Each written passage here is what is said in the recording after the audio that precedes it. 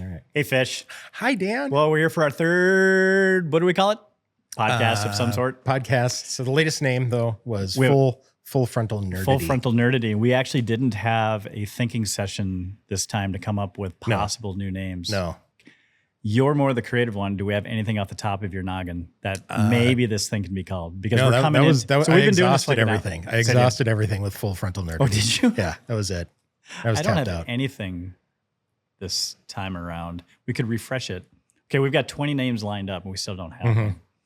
And 2 logos, too, We do. thanks to Sam. So I wanted to go for a third logo, and I'm completely coming up dry on what the new name can be. Sam, our producer, any names? Sam? I like the last one. Full Frontal Nerdity. I'm not sticking with that. It'll grow on I'm you. not. It'll grow on you.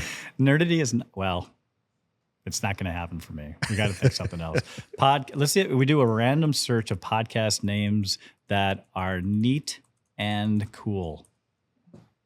You're letting AI. I'm going to see what the AI says to me because Google took over my life, if you remember from episode 1. Echoes. None of this is fun. Playful and humorous. Chuckle Fuel. Chuckle Fuel. There we go. It says it's a great name for comedy podcast. I don't know if we're comedy, though. Giggle Frequency? Oh, my God. What is this? Isn't there a Giggle Squad? Jiggle Squad? This is how they write Family Guy episodes. Just They random just sit in a room. words slammed together. I'm not a watcher of the family. Neither am I. I think you're a liar. That's why I'm If I not. could just watch Stewie, that's all I wanted to watch. I want nothing to do with that show. No. What are you watching lately? What am I watching? I don't know if I mentioned this before, but I don't get a lot of time to sit and watch because I feel like I'm busy or doing something, especially in summer. You're outside doing something. I'm mowing something. I'm You're trimming just walking something. fast to look busy. We know a person that used to do that. I don't think we're going to call him out though. You think you're going somewhere important. But I like caught up with all my content shows, but the one I'm really loving right now is Murderbot on Apple. Ooh, I started watching that. It's really enjoyable. I'm like 2-3 episodes in. I don't know how many there so are. the finale is next week for me. And what's kind of cool about that, it's 20 minutes. Yeah. It's And like popcorn. It's really well done, Yeah. I think. And if you like sci-fi and you like a little bit of comedy on the side, I think that's a Plus, good it's thing. a Skarsgård. Yes. And he was Tarzan. Did you ever see Tarzan? No. You have to see this movie with Margot Kidder. I think that's her name. Margot Robbie? Yeah, Margot that's it. Kidder. Was it Margot Kidder very- Superman? Older Jane. She's She dead, was too. Lois Lane in the first Okay. Superman, Yeah. wasn't she? Yes. Bless her soul. I think she's passed. Yeah. Yes. I think she So- has. If you haven't seen Tarzan, that's a great film. Sam, you seen Tarzan? Nope. Oh my God. And it's Christopher Waltz is the bad guy. Sam Jackson is in it, swinging through trees. When was this? I didn't make it up. Before or after the I flood would think that I don't it's know about? about 8 to 9 years old now. It's kind of, and then Skarsgård went from that to Battleship, and he died like within the first 10 minutes. Battleship. Remember that? I did see Battleship. I've seen it like 5 I times. saw the wrong Skarsgård movie, it sounds like. Oh yeah. So you saw Battleship, Yeah. you didn't see Tarzan. Huh. So what's new with you? What are you watching besides Murderbot? Murderbot, trying to finish Andor. How's that going? So It's a struggle for me. It's kind of long and drawn out. really slow. Yeah. So a friend of mine said he found somebody that took the first season and edited it to a 2.5-hour movie, and I guess that's outstanding. Yeah, I could see that. So I think Like, we need to go on a YouTube search. spending like 3 days or 3 episodes on a planet that had nothing to do with anything like that. Are you talking about the prison stuff got on me. first No. season? I didn't get that at all. So yeah, there's Because all of a sudden he was arrested and put in this prison for like 3 episodes. And they were building a big gear, and I didn't understand what was happening. I was like, my some plot ADD points is not missing. keeping up with why we're building gears all the time. I know it's it's kind of like the last season of Game of Thrones in space or something right now for me. It Like like Muppets. it's just why are all the Right. we're going to spend 3 days journeying to this next place. Was there space in Game of Thrones? I don't No, this is space. Oh, no, gotcha. yeah, Okay. yeah, Andor. Do you listen to the Grateful Dead at all? I used to actually. So I don't. Okay. And I've tried, and I don't get it. Yeah. And I feel bad. So buddies of mine, like within the last 2 hours, they sent me this album. They know I don't watch hockey, and I don't listen to the Grateful Dead, which goes against the thinking of all of my close friends. That you have to, and I'm always mowing lawns, it seems like. And you have to sit and listen to this album while you're mowing one of your 40 lawns. So of all our tasks of our pop life, I'm going to listen to this album of the Grateful Dead and report back to you on our next podcast. I better make a note of that. Grateful Dead. Yeah.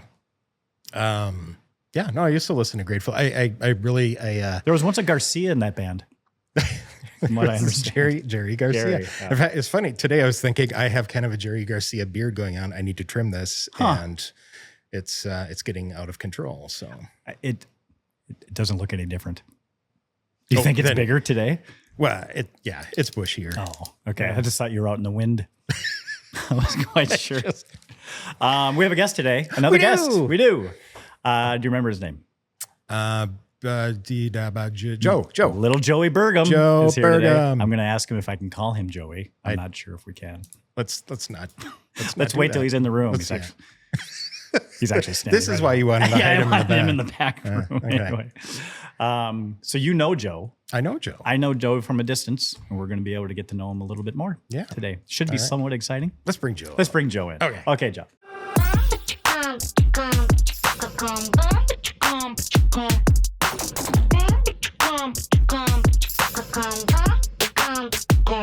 Joe, welcome to our podcast that we have yet to name. Yeah, great to be here. Thanks for the invitation. Yeah.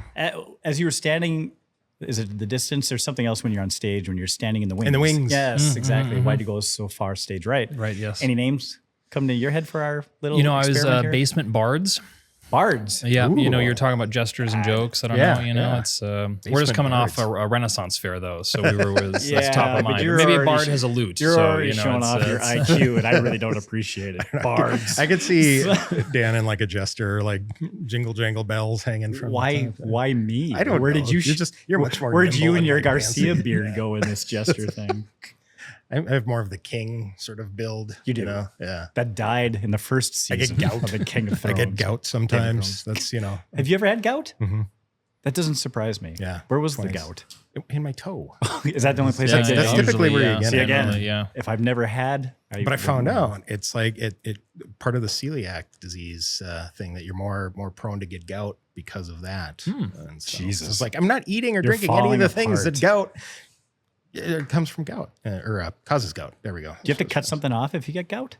Oh, Or it's It's solvable? not. We're not in the medieval ages. right. anymore. Well, Yes. you're talking I think bards. the bards. I didn't know where we're going. bring on your Leeches dad. in the breastfeeding will solve that problem. So welcome though. So what was that gentleman? What was that again with bards? Basement Basement bards. Basement. I don't know if it's. Sam, remember basement bards? The next logo. Because he can't spell it. It's BUARD.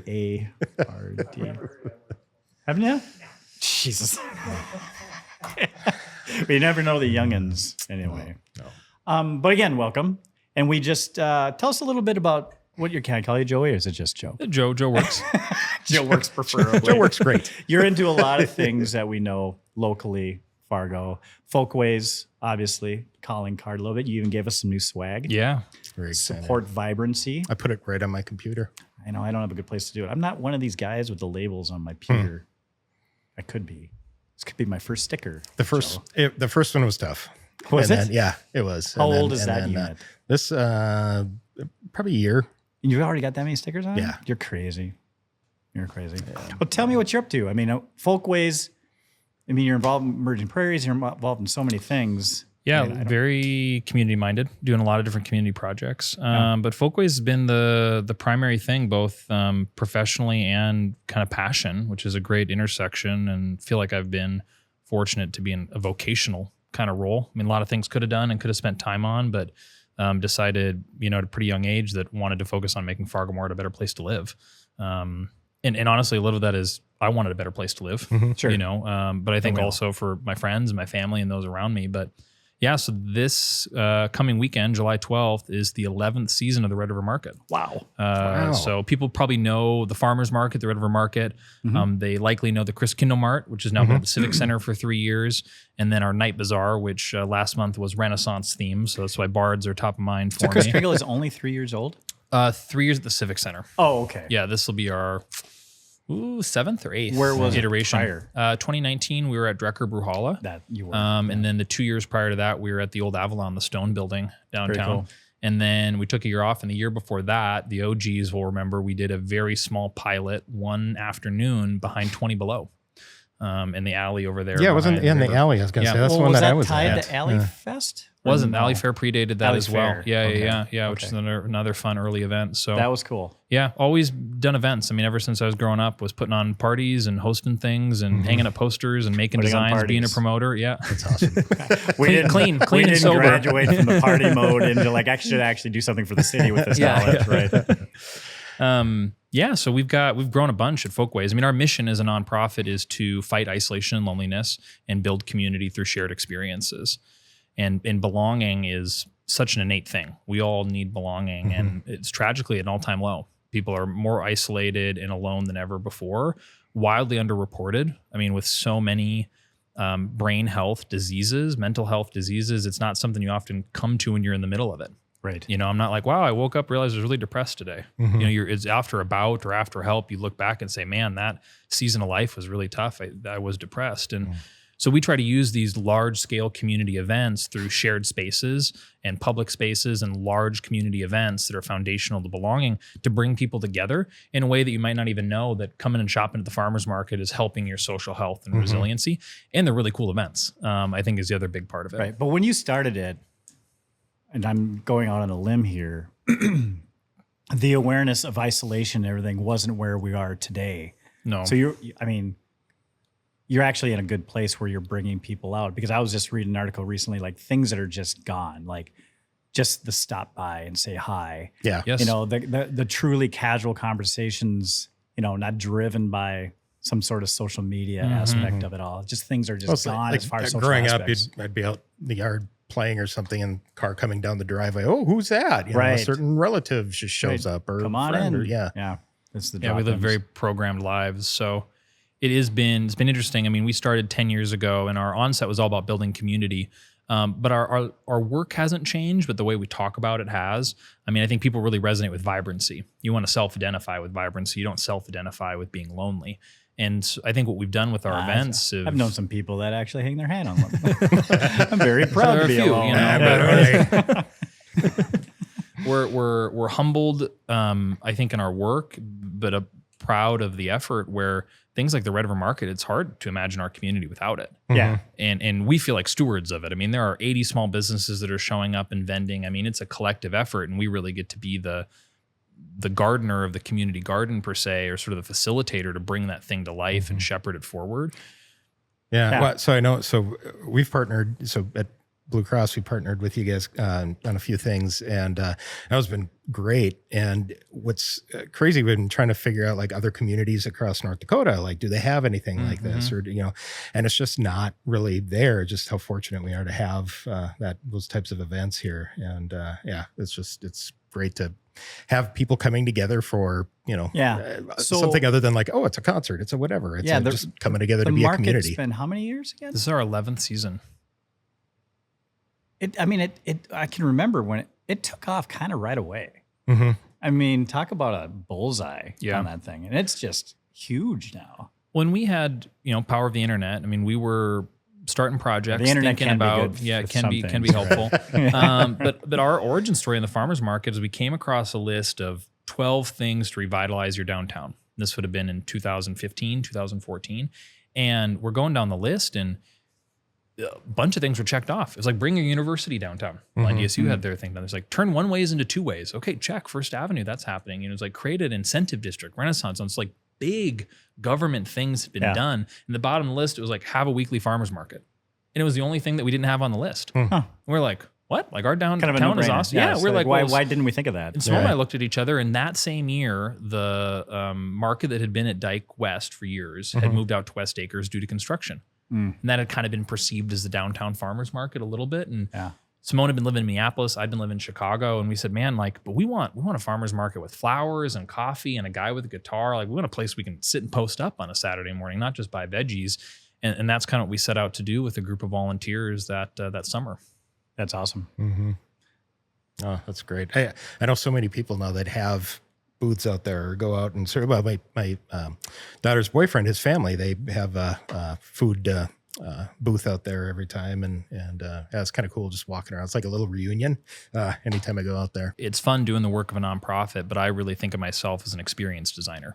And that's really the work at hand, is designing experiences, doing the placemaking, doing that urban design that has an outcome.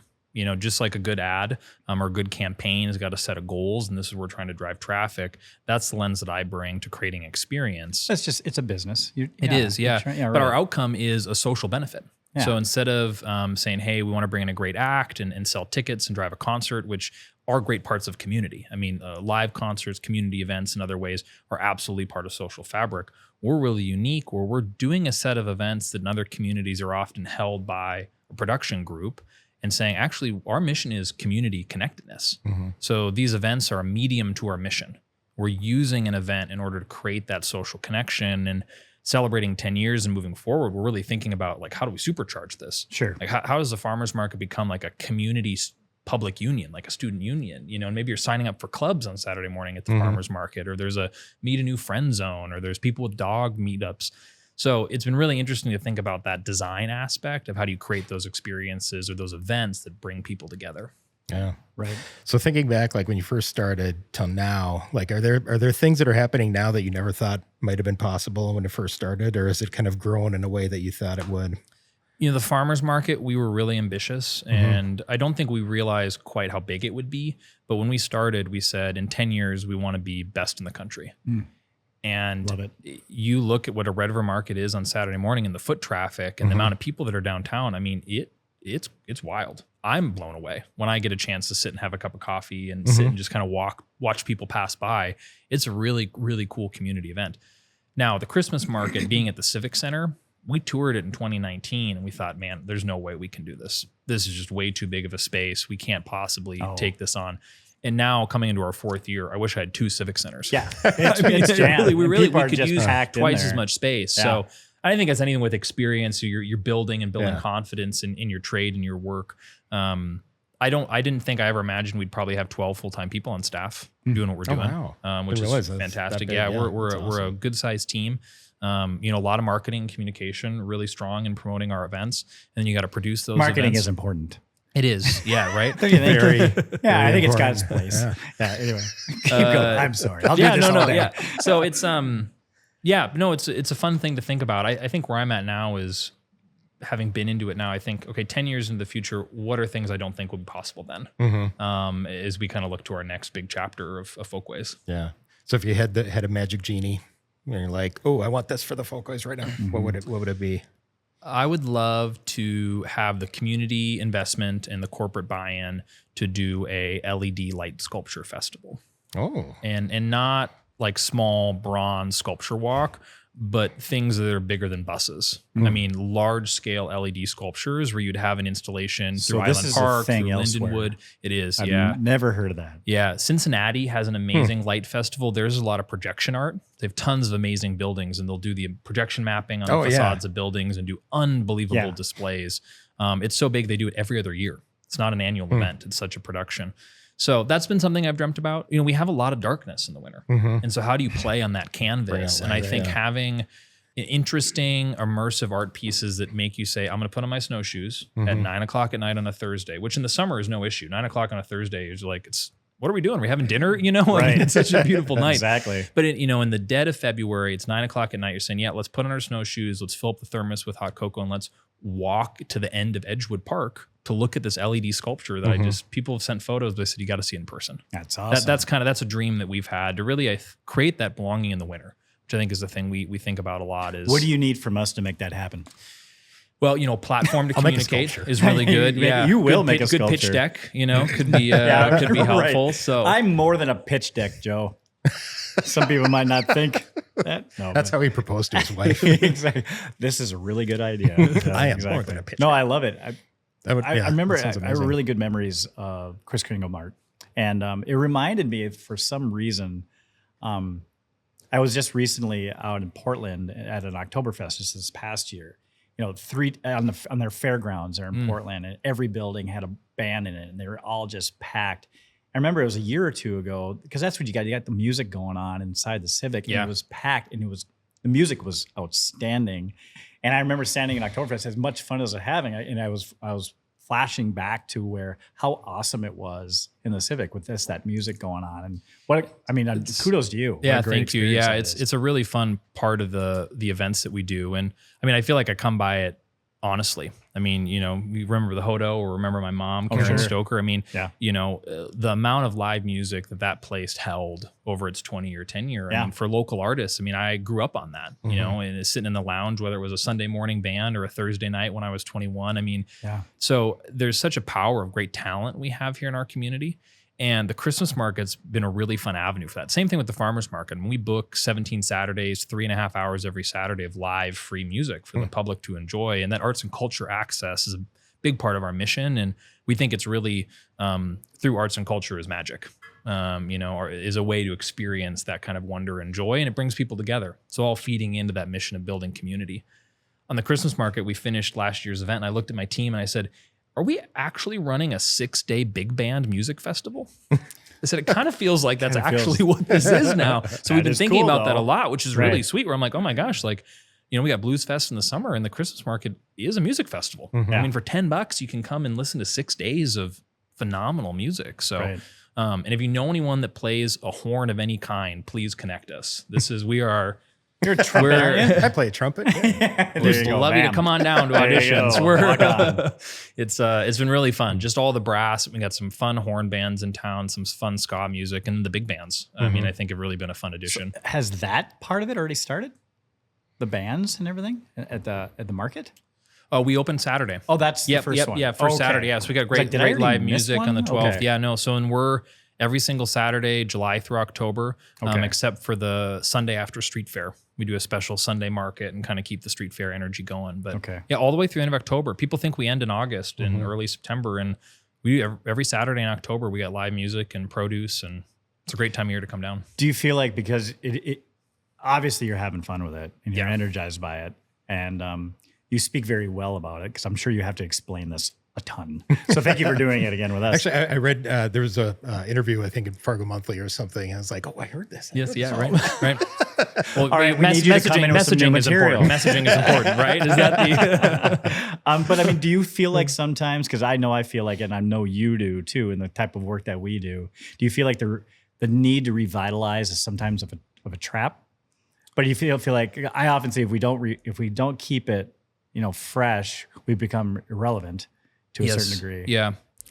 I almost want to bang my head against walls. No, yeah, I think it's a tough adage of sort of you're growing or you're dying, and I think that's fairly binary. I think we take it, working with farmers, it's cyclical, right? There's a season that we go through, and we work really hard in the winter to do the planning and the ad buys and the booking and all the event production that people know, to get to the summer to then execute, to get through the Christmas market at the end of December and to take a break. And I think that seasonal effort is really important, because to be pushing the same all year round, and so we're saying, to think you're going to do the same thing tonight in July on a Wednesday as you are in February is not realistic. They're different seasons and we're animals. And so we're really lucky that we have a very seasonal cadence. But I think that innovation, that iterativeness is part of our secret sauce. Yeah. I mean, people will come back to the Christmas market this year and people are going to say, I can't believe that they've changed again or evolved it or made it better. Right. If you're not looking to innovate or change it up a little bit, it's almost to the point of you're losing your curiosity of it all. Yes. And as soon as you lose your curiosity of it, but people are fickle creatures too, where it's like you've changed too much. It's like, well, why did you change it? I really liked it that way. Or you don't change it. I wish that was kind of bored. Yeah, that doesn't. There's that fine line in there. That's so when I had the escape room, that was there. I always wanted to change things because we would get bored watching room after room, right? Sure. But the employees like, oh, let's do something different here or there. But people are still coming in. And so kind of the gauge was, are we doing this for us or are we doing this for them? If what I'm going to change, if I'm going to put time into that and money into that to make it different, it better make somebody go at or tell somebody else about it. It better be enough to say, oh, I'm going to go tell them and bring them back or come back again. Otherwise, it's just like doing it for us because we're bored, right? Right. But, it's a very fine line. It's a fine line. We think a lot in community change or social change about this idea of radical incrementalism. So I do think of myself as someone who's radical in tiny little steps. And I think it's a really good way to bring people along or to make things approachable. Because there's always trade-offs, right? Of, you know, what can you do or what you can't do. But I look at just the social fabric we have and what the farmers market has created. And we hear testimonies from friends of friends and stories from people where people say, man, I didn't think I was going to be able to convince my spouse to move here, coming for a job. We came up on a Friday. I did the interview. We walked around. They were unsure. And Saturday morning, we woke up and found the farmer's market. My partner looked at me and said, let's go look for houses.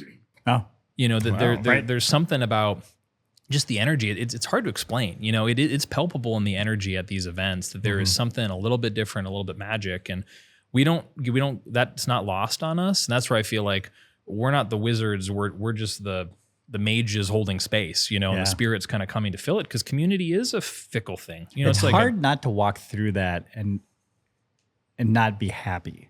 You know what I'm saying? It's like you have to try pretty hard to be in a bad mood walking through that. Especially if it's your first like introduction to Fargo, you know, like you're just saying and coming in. Because other cities I've been to, where was it? In Colorado, so they had like a sidewalk chalk festivals, like artists everywhere, and just like it was like super energy. It was super cool seeing all these things happen, and then and so that was like my first introduction there. So I didn't know the streets without chalk written on them. And then you come back and it's like, it's not there, but it's still, I like had that same feeling, you know, it's like, that was the first thing I got. Yeah. So that was my first introduction. Like, and that's that little electricity that just kind of goes through and just kind of brings a little bit of joy. You know? I think human effort is kinetic, right? You see a great band on stage, they're amazing because they're putting their energy into it, right? They're playing, you know, you see artists painting live or in a space, there's a connectivity to that physically. Downtown, there's 80 small businesses that are popping up tents on a Saturday, right? I mean, they're all bringing effort and putting effort into it. And that's a connective energy that I think really and they want you to have a good time. They're not sitting there going, and don't come talk to me. You know, they're welcoming it. Yeah. So just feed off of that a little bit. So do you feel like the Red River Market is Folkways' crown jewel? Or it's our flagship for sure. Yeah. Yeah. And it's you know, we talk about that iterative, incremental. We do it every week for 17 weeks, and then we do 4 in the winter and spring seasons. And so there's an opportunity for us to evolve every single week. You know, the Christmas market, this will be our 4th year at the Civic Center this fall, 9th go on it. We've done hundreds of farmers markets versus 9 goes of the Christmas market. And so I think that gives it another gravity as well. People love the Christmas market. The night bazaars, I think, they're not a secret anymore, but I think people that find those are really wowed by them. Just last month was our Renaissance themed night bazaar. Coming up in July, we're the official after party for TEDx Fargo, which is a great event if people haven't a chance to attend before, and it's circus themed. I'll also make a note. Hopefully, circus themed. What's happening there? It's like a street circus, you know. So you can come. I signed you up. Well, don't worry. We got a red nose for you. We got the wig, you know. You know, so it's kind of all takes on circus. It's for us. We do performances. Are you wearing the big hat like the circus? Well, I'm leader a juggler. Thingy? So are you by trade? So it's been about 12 months since my nonprofit started putting on a circus themed event. I decided that I should probably learn to juggle. Start juggling. So that's been a fun pastime. So wow. Yeah. So is there going to be trapeze things going on? And we continue as our best ability to get a group up from the Twin Cities, and we weren't able to schedule it this year, but we're on. Come on, Fish. You're swinging. I'll swing, you catch. Okay. That'll be fun. People might pay to see that. Our demise. Oh, he's going to get hurt. Yeah.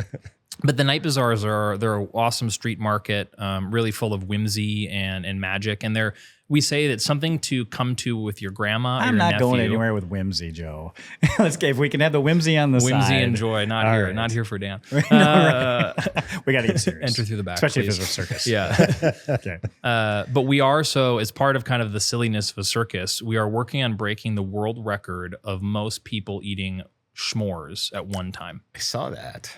So how did you decide on that one? Well, it helps to have a really legit s'more marshmallow sponsor. Is s'more the same as a s'more? S'more. S'more, really s'more? S'more. How do you say s'more? S'more. S'more. My wife says s'mores. S'mores. Huh. Never heard that before. Technically, they will be marshmallow sandwiches. The s'more part. Is technically. Yeah, so we've got a great marshmallow partner, Wonder Made. They're out of Florida. They make amazing Did you ever think you'd be saying that in No, in real life? I don't think We so. have I a mean, wonderful they're- marshmallow partner. Marshmallow partner? Why can't I have? I'm doing this all wrong. I've got a graham cracker guy. Don't Does worry. that just I'll pop hook you up? Like, well, we should probably have a good partner for marshmallows. I suppose you're not just going to run to Costco and just buy Yeah, a that'd bunch of be No, we marshmallows. want it to be special. I mean, these are handcrafted. Special. They're actually Oh, wow. good. I mean, they're really tasty. I mean, What? Yeah, Handcrafted marshmallows? Yeah, yes. There's an art to it. There must be, obviously. Well, it's very sticky work. So, will people have to pay for the s'mores? No. Mm-mm. So you're gonna hand it out. So you are We are aiming- you are bankrolling the custom made marshmallows. Our marshmallow partner is so it's good to have a they good partner. That's why you Yes, gotta yeah, find it's a good there. So marshmallow they're- partner. Even So they've got a donating. connection to Fargo. They got a connection to TEDx, and they did it in their hometown, and it was a hit. And they said we had a few hundred people show up, and they're like Fargo marshmallows. right. So we're hoping to have 2,000 people. So then is in Broadway Guinness Square there too? Is it a Guinness Yes, record? that's the Okay. idea. Yeah. So we'll have I'm in. official jurors there and taking photos and the whole 9 yards to make it Guinness certified is the goal. Okay, when is this happening? Thursday, July 14th. July 14th. 5 Put o'clock. that on. We got to launch this thing now for sure. Yeah, absolutely. Yeah, Good to have we gotta deadlines. get the word the out. time sensitive material here. Custom made marshmallows. And if not, we're cutting out this whole s'more thing because that's going to make us look stupid that we didn't get it. We're going gonna to rush on this. Sam, we're putting a rush on this. Who's the marshmallow partner again? Wonder Made. Wonder Made. I can't help but think of the candy company that was in Parks and Rec. That was just poisoning the town of. Remember that?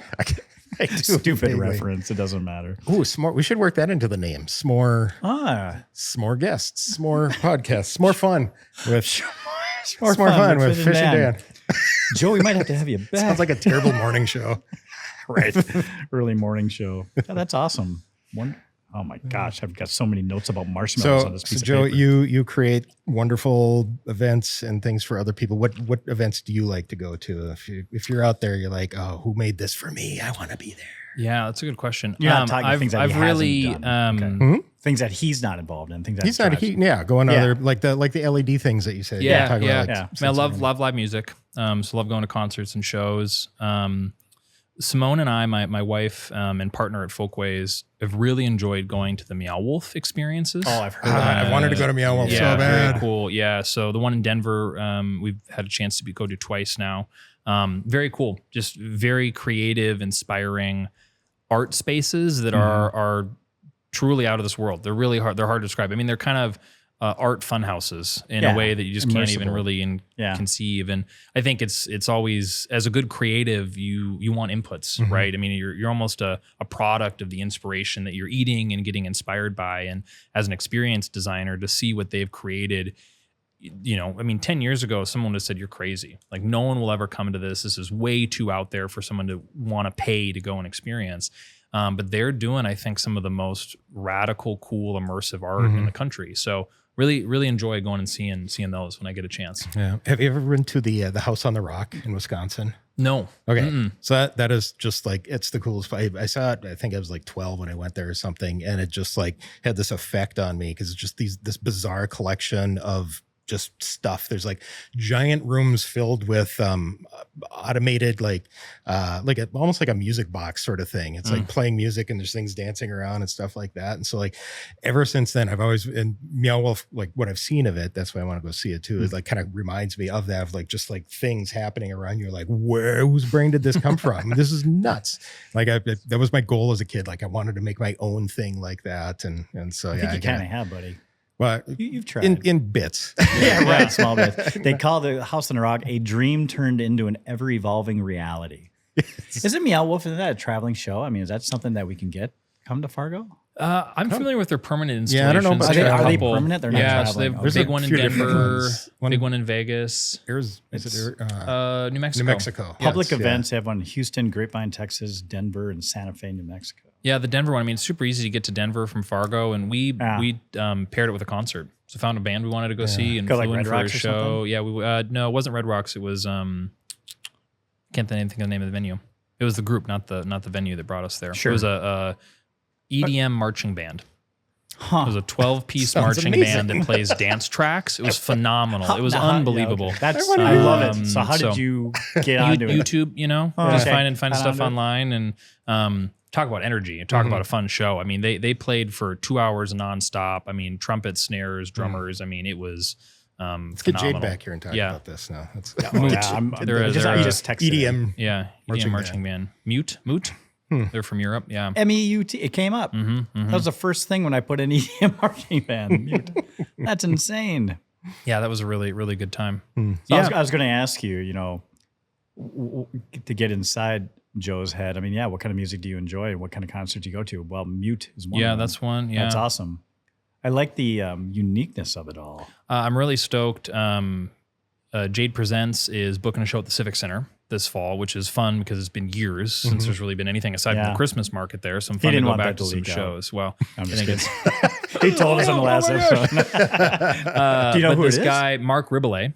So tickets are on sale. He's a YouTuber. He's from New York. He is a Loop Daddy is his nickname. So he's a looper, singer, DJ.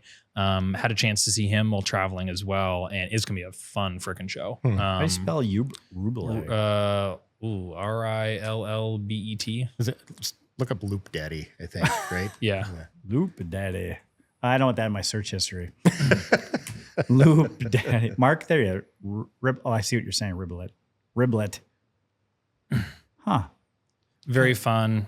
He did done a bunch of shows in New York, just in parks, and so it'll be fun. So yeah, enjoy dance music. Electronic music is always fun. Love it. Yeah. I got two new things to listen to already. We've only that's been talking coming for up. 20 minutes. Let's Right. keep going. What else you got? The Wicked Bees. This might be not topical, but Wicked Bees is a fun local band. They're playing here in a couple weeks in Fargo. They're a ska horn band, which are fun. So. Are you I into love me brass? some ska. Yeah, Is that your thing? Yeah, I enjoy Okay. it. Not always, but it's Wicked Bees. especially for live. It's just really fun. Yeah, I could see that. The Wicked Bees. I got 3 now. But they are all brass, aren't they? Mm-hmm. Look at that. We got all these hyperlinks now for when we post this on YouTube. What else I'm Yeah, listening to? Listen to just a lot of tunes while I'm working. There's a YouTube channel that I like called Flavor Trip, and it's a European couple that are DJs that just play kind of easy listening house music. So that's fun. And their bit is that they've got their camera set up and they're in some beautiful place in coastal Europe, and then they're like, hey, we're Amy and so, and we're playing this kind of house music today, and then we're making a Cobb salad. And they're just like sitting there, just like DJing, and then the camera cuts, and there's just them just working on it. Great. Yeah, I know. We mix the Cobb salads. Yes, yeah. Kind of a weird German. So you grew up in Fargo, right? I did, So yeah. what school were you? I was a Grover. You're a Grover. Went to Oak Okay. Grove. Yep. All right. So what were you listening to back then? What's the first band do you remember, or first movie you can remember? Because we're gonna go a deep dive pop culture. Yeah, now. pop culture. I know. I was a little bit nervous when you sent that to me because I Well, definitely you've would already not want me toppled our on expectations. my Jeopardy team. You're good. Well, what was it? So we Because if you just come here and say you're listening to Tailgate Country, it would have been scary. Yeah, no, that's not quite me. Well, so my best there's friend another had in high school, his older brother was at NDSU. So like any good, this is how music used to travel, right? It's like who's got a CD, Yeah. and in that case, or so who had a zip drive with some tunes that they downloaded. So it was like Daft Punk and Justice, were like early groups. Thinking about Benfold Fives, or probably some early kind of tunes that we were listening to. Were you already into the beats then if you're listening Yeah. to punk? Well, probably most notably for many in my generation is the Shrek 1 album. Holy crap, Is really? that That was a oh yeah, thing? no, that album is fire. Was that with Counting Crows on it? Yep, Accidentally yep, Love Smash It? Mouth. Smash yeah, Mouth, Yeah, yeah. that one's on there. Sure. Yeah. Sure. It's got a, yeah. It's I'm a it's- believer. Yeah, yep. Yeah. It's- Smash Oh, yeah. Smash Mouth cover. yeah, not the Monkeys. So Top 10 albums, Joe Burgum. Shrek 1. it's And it's lovely. I was just thinking how I miss soundtracks. Like the other day, there was a song that came on, and I didn't think of the band. I thought of like the soundtrack that it came Yeah. off. I don't remember what it was. That but, like, mine's Reality Bites. You guys are probably too young to really. Reality Bites was like the first soundtrack that just kind of blew everybody's mind away. That's like Ben Stiller's one of his first movies with Yeah. Winona Ryder, and like Dave Pirner from Soul Asylum is in that. It's just a big music movie. Which song is it? You'll say I only hear what I want to. That Oh. from that. So I was working. Lisa Loeb. Yes, Lisa Loeb. There you go. Yeah. I was working for Cashman Did you Nursery. just mock me, Sam? I pulled that out of my... Oh, okay. I was working for a nursery in town, a landscape crew, and we're at a house and we're doing this. And like somebody upstairs had their window open. They listened to that song like 15 times in a row. Is it a sad song? Were they depressed? You got to shut that up. Finally, somebody in the house got sick of it. Like, shut that goddamn song up. Thank you. Yeah, if you play it 15 Thank times, you. that's gonna that's an earworm you can't get rid of. Anyway. Yes. So I would recommend Reality Bites if you guys haven't, because it's a great soundtrack. I think even U2's One is on there that just blows it away. But that's it on pop culture, I think, Fish. Unless you got another one on that. I don't know. Yeah, I don't know. Are you a pro wrestling fan at all? Haven't been. Yes. Yeah. Dan mocks yeah. me relentlessly. I wasn't funny. really mocking you. It's Yeah. hard to like when somebody's really into pro wrestling, like you want to be interested because they're so interested. But that's hard to do. People are, yeah. I'm a newly minted NBA fan. Okay, why? What happened there? So my best friend is from Sacramento, California. And really, I was out of a act of love. When he was living with us, we would watch the Sacramento Kings play. Okay. Obviously, there's really no tie to the Kings here in Fargo. My wife is also very generous, so she would just reflect random stats back to him and be like, well, how is so-and-so doing tonight? With really no context of even how basketball works. But she was participating. She was, yeah. good It for was his her. love language. Right. He really loved it. So he moved back to California. Did he know what she was doing? Because she was just playing. Oh yeah, no, he was so into it. He was so excited to talk about the Sacramento Kings, and someone wanted to ask him about it. You know, Let me tell you something. He moved back to California, and we were visiting him in January and watched a game with him. And I said, yeah, I could follow the Kings. So I'd pull up a game and call him at halftime and catch up. So kind of use it as kind of a pen pal technique. And then I accidentally watched like 25 Sacramento Kings basketball games this winter. Yeah, which is I don't know if 25 is an accident, Joe. Well, it's it sneaks up on you. It sneaks up on you. You know, they play like 4 nights a week or something. It's crazy. They play so much basketball. They so do. It's not like hockey, but there's a lot of games. there's a lot of games. So anyways, yeah. So watch the playoffs and all that. So yeah, so it's been kind of a new thing for me. Yeah, I followed the Timberwolves for a minute. I was excited to see them perform, and it's tough. Yeah, I enjoy sports. I mean, I was one of the best mediocre sports guys, like playing sports, top of mediocrity. I wasn't a 6-man. I was Middle like of the pack. I was 7.5. But I really enjoy Minnesota sports. I'm Minnesota born, and Twins and the Timberwolves and the Vikes. I know a lot about them. But then it stops there. Like, do you have those sports friends that can just talk about almost any team and their stats? I mean, my son can do it. Yeah. But like, I'm lost. I don't care. My friends have actually been asking if I'm unwell. Right. They're like, are you okay? What do you Because watch? you're watching I'm watching sports. Oh, yeah. okay. Just very, very. They're So like I've the gotten character arc. same Yeah. thing. So the last 2 years been watching Timberwolves. So my son was really starting to get into them, and so I'm like, yeah, that's good. So we've gone to some games and stuff, and we tend to watch, and yeah, same sort of thing. Because like all my life I've just referred to all sports as sports ball, and so actually one night during the playoffs had Timberwolves up here, but then there was also a WWE event going on. So I had like 2 screens. I'm like, I'm living in a Buffalo Wild Wings right now. Yeah. Without the line dancing. Oh no, that's Texas Roadhouse. I went the other way. Wow. Yeah, it was very out of character for me. A sports ball. Sports ball. I don't understand how they can even retain all the stats and everything. And everything. I don't know. What do you do with your They extra get rid time? of like any other, like creativity is gone, I think. Oh, is that it? You cannot be creative if you know the stats. That's a good the idea. players That might of need all you to of it. take a dose of not watching basketball. in order Did to you retain play my sports at creativity. all? Yeah, I played sports in high school. Did you? Yeah. Were you a hockey guy? No. Okay. No hockey. Yeah. No hockey Basketball, haircut? track. No hockey haircut. Did you ever perm that hair of yours? I have not permed it. No, that's been brought up, but I do like my body, so I've decided not. What does that mean? You like body of your hair? The perming is not. okay. I didn't know where you're going there. Yeah. I enjoy my body. I'm very comfortable in my skin. I don't even work out. I'm naturally this thin and slender. I was going to be bitter, but you're much younger than me. I want to ask your age, but I won't. How old are you? 32. Are you 32? Mm-hmm. God, good for you, man. Yeah, You're thank you. kicking ass. Yeah, it's been fun. Huh, you want to talk really cool. politics? No, I'm not It was- kidding. We're not going to go. Local politics. Right, Talking no, about we school board, don't even park want to board? go there. But like so when you and Jeff were doing tag, how old were you then? I was like 18, 19 Yeah, years that's what I old. thought. Playing tag. No, Tag, open tag. So that's how I met Joe. Was through Jeff when they opened Tag T-shirt. Oh, that. Yeah, it was my movie. first venture. Yeah, we did a pop-up shop, which at the time people were like, well, what's a pop-up shop? Yeah. And then people were like, what do you mean you're closing?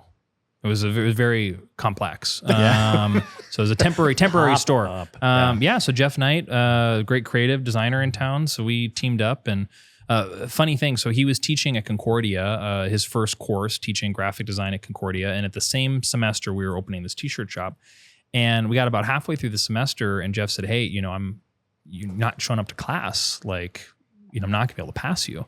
I said, Jeff, I'm running our t-shirt shop together. I can't, it's not going to work out. And so I realized at that point that, college was maybe not for me. Had a fun time. I still see some of the tees around town, which is pretty cool. Kind of on the cut end of graphic tees. So yeah, it was fun. It was, back when there weren't as many retail shops downtown as there are now. I don't know. I think I missed that. I think I might have been there like every other day for some reason. Where was it? Where did you have that set up at? It was right next to Halberstadt's. Yeah.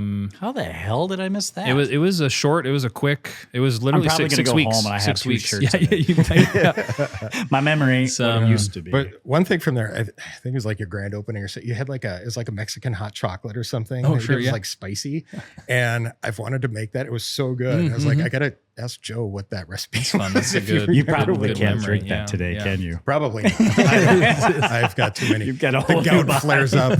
And actually, our next episode, we're gonna try. I think we're going to ask Jeff to be our next guest, actually. Yeah, that great. would be a good transition. And if he watches this before we ask him, but we'll see. I already told him he's going to be on here. And he's like, you did? Yeah. Oh, okay. You didn't confirm that with me. Oh, sorry. But I'm in favor. Yeah. So I will vote that way. So what's your next step? I mean, you're working on new things. You're innovating and everything. The LED thing. I mean, we're going to get through the River Market. And then we got, I know you got all your events planned up. Yeah, I think we have produced 40 some events between like July 1st and the end of November. Wow. So yeah, I mean, fun newer events that we've got going on. Sunset on the riverfront. Are you helping on the street fair? We don't help on the street fair. Okay. We are adjacent to the street fair. All right. August 7th is the first Thursday in August over in Moorhead. Do an event with the city of Moorhead called Sunset on the Riverfront. So American Crystal Sugar Lawn. So right in front of their headquarters along the river. Great local band, Javi and the Bramblehearts are awesome local country group that are going to be playing. And just very bohemian, just chilling on the lawn, food, vendors. Should be a really beautiful evening. You know the rumor about that lawn. So there's been a long time rumor that, when Moorhead was Sin City. Yep. You know the history of that because Fargo had prohibition, Moorhead didn't. So Moorhead was more the rough city. Do you know that? I thought it was the other way around. No, Moorhead was just lawless and still probably smaller. But they used to run booze under the river. And there was always a rumor that one of the tunnel entrances was somewhere on that sugar on Crystal. Well, I've heard that now, but they're actually bringing in dope. Is this? What do you mean? Coming from northern Minnesota. What are you talking? They don't need to smuggle in that across anymore. First Avenue Bridge. No. There's been a long rumor. You're screwing up his business, man. Nobody's supposed to know. That's mine. My territory. Cut that out of this. No, just to call it dope, that's just too simple. Yeah, right. Yeah, it's a special blend. Cannabis now. Yeah, sophisticated. Right. Yeah, exactly. Yeah. It's such a simple word. Yeah, but that's cool. That's a good spot to have it. Yeah, it should be really fun. I mean, I love scouting locations and transforming places that people would otherwise not think to be venues. Yeah. I mean, Fish brought up Alley Fair, which was one of our very, very, very first events behind the Fargo Theater. I was there. Yeah, which is a fun throwback. Awesome. But yeah, Moorhead's got great public spaces and they have great access to the river. And so I think in terms of our community or what makes Moorhead special is you can have a beer or a THC drink and listen to some great music and look at the river and just enjoy a concert outside. I like how you said have a THC drink and just look at the river. Look at that river. Man. Boy, have I done that. It just keeps and flowing. it isn't very often that you hear somebody talk so positively about Moorhead when they're over here they're from Fargo. I'm from Moorhead. Yeah. And, it's got some work to do. They're really on the right track. Finally, we just got to repair some streets. Hopefully that's going to happen. I mean, I think the downtown Moorhead project is going to be awesome. I mean, to have, kind of a leader and a follower situation. You see this a lot in innovation where it's like there's someone that was the first mover and then right behind it, that city is known for the number one and the number two in that industry. Sure. In our metro area, the investment that the state made in the turn of the century on a Renaissance zone and some of the early projects to make our downtown what it is today. I mean, our downtown we should be a city of 1 million people to have a downtown like we have. I mean, it really is unprecedented to be truly. I mean, we're 220,000 people. We're a small place in the grand scheme of the United States. We have amazing vibrancy. Well, now downtown Moore is saying, well, we want a cool downtown. Yeah. And I think that that's just going to be awesome. Their vision of housing, and I think a residential downtown and City Hall project and their own plaza and then the riverfront. I mean, the next 10 years in these two downtowns is going to be awesome. Yeah, it's great to see it coming up. A little bit of history. When your mom was starting up the Hotel Donaldson, my office was right across the street. I was on the second story of the old Vogel Law Building. Okay. We had moved in there. So I actually was sitting there when the sign was going up. And, that was really the first thing that started. Yes, yeah. And then Lauerman's was still open then at that point. But it was across the street. And then, we could go over there and have a beer or whatever. It was just, what a refreshing thing. And that was just the stepping stone. Yeah. So you talk about the live music and bringing that in. Talk about, I don't want to say trendsetter, but it was just, who could have imagined? A lot of things. Yeah, it was so great because 6 months before you're still renting rooms by the hour, practically, No, people forget how run down downtown was, and I'm old enough. The awnings, the pointy awnings, remember those? The plastic things? Yeah. You guys probably don't remember even when Broadway had like the maze you had to go through. It was concrete barriers. Oh, yeah. But we used in high school. How old do you think I am? Well, I'm 5 years we used apart. to sit on those barriers. We were cruising on Friday nights and it was really pretty cool. Yeah. So but the cops didn't like it. About that. But it's great to see it graduate to this whole new level. Yeah, and I think I was talking to someone today, and they said it so well.